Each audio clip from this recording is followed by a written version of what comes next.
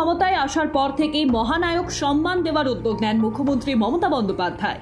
প্রতি বছর টলিউডের শিল্পীদের দেওয়া হয় এই বিশেষ সম্মান।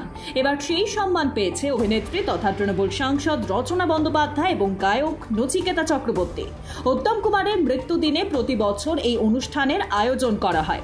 এদিনের অনুষ্ঠানে বিশেষ চলচ্চিত্র সম্মান পেয়েছেন অভিনেতা অম্বরীশ ভট্টাচার্য, শুভাশিস মুখোপাধ্যায় এবং রুক্মিণী মৈত্র।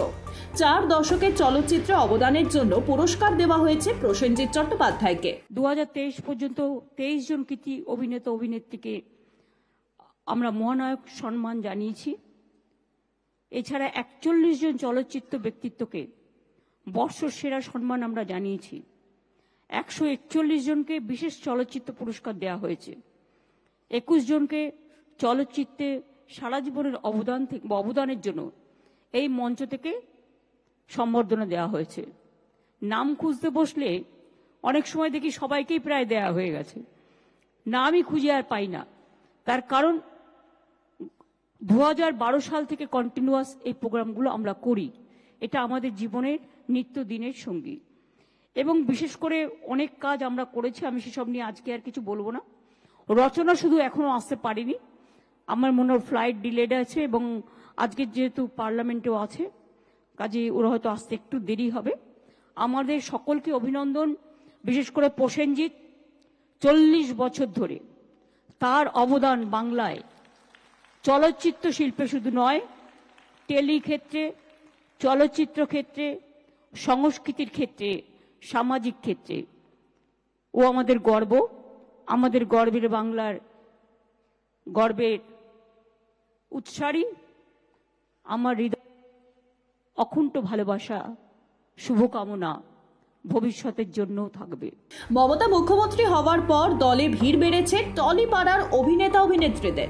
বিধানসভা থেকে লোকসভা বিভিন্ন কেন্দ্রই টলিপাড়ার সদস্যদের টিকিট দিয়েছে মুখ্যমন্ত্রী। তৃণমূলের টিকিটে জয়ী হয়ে তারা কেউ হয়েছে সাংসদ, আবার কেউ হয়েছে বিধায়ক। এমনকি দলীয় মঞ্চেও টলিপাড়ার সদস্যদের মমতার আশেপাশে ঘুরতে দেখা যায়। আর কেউ যদি তৃণমূলে যোগ দেন তাহলে মিলে যায় মহানায়ক থেকে শুরু করে বিশেষ চলচ্চিত্র সম্মানও। রাজনৈতিক মহলের একাংশের মতে ঠিক যেমনটা হয়েছে রচনার ক্ষেত্রে। লোকসভা ভোটের আগে তৃণমূলে যোগ দিয়েছিলেন তিনি, তারপরই ভোটে হুগলির টিকিট পান, সেই কেন্দ্রে জয়ীও হন তিনি। আর এবার তার মুকুটে জুড়েছে আরও এক পলক, মহানায়ক সম্মান। কিন্তু প্রশ্ন হচ্ছে, শুভাশিস মুখোপাধ্যায়ের মতো বর্ষিয়ান অভিনেতা থাকতেও কেন রচনাকে এই সম্মান দেওয়া হলো? ভোটে জিতে তিনি তৃণমূলের মুখ উজ্জ্বল করার জন্যই কি এই পুরস্কার? 2023 সাল থেকে এখনো পর্যন্ত 23 জন অভিনেতাকে মহানায়ক সম্মান জানানো হয়েছে। সেই তালিকায় রয়েছে নুসরত জাহান, মিমি চক্রবর্তী, অঙ্কুশ হাজরা, সায়ন্তিকা বন্দ্যোপাধ্যায়, শ্রাবন্তী সহ আরও অনেকে। আর প্রতিবারই প্রশ্ন ওঠে, যাদের এই সম্মান দেওয়া হচ্ছে তারা কি আদৌ যোগ্য? এবারও তার অন্যথা হয়নি। কটাক্ষ করেন অভিনেতা ঋত্বিক চক্রবর্তী, তবে কারোর নাম নিয়ে কটাক্ষ তিনি করেননি।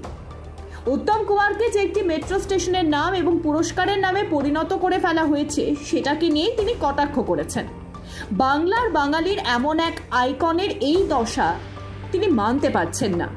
সোশ্যাল মিডিয়ায় একটি পোস্ট করে ঋত্বিক লেখেন, একটা লোককে বাজারের চা দোকানে বলতে শুনলাম মহানায়ক একটা প্রাইজ, কিন্তু মহানায়ক উত্তম কুমার একটা মেট্রো স্টেশন এবং উত্তম কুমার বাংলার একটা বেস্ট হিরো।